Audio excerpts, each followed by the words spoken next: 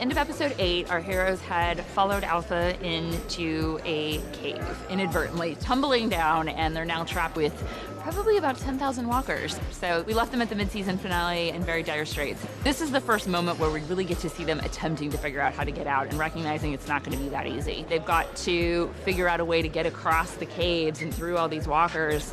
Hi, Norman Reedus. To another section where they see some water. They see some water dripping down, and Daryl recognizes that if that water's dripping down, there's a way out. I think the caves are an interesting thing for our story in The Walking Dead because it's not anything we've seen before. We're not outside in the woods. We're not in our communities. We're in a totally new environment that itself is a threat to our characters, not to mention the thousands of walkers that inhabit it. So there's a whole host of issues that they have to deal with, and I think there's a lot of tension in just putting them into an environment like this. Here's what Magna sees all the way across the cavern in this faint distance. Old defunct falling down, barely still standing mine shaft. Here's the dead canary. This is the log that Jerry, holds himself up on. Really, it's heavy.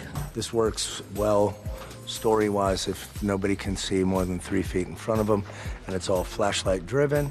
So it will be dark and crunchy, and that kind of brings out the horror. A lot of unknowns in the dark. Gets scary.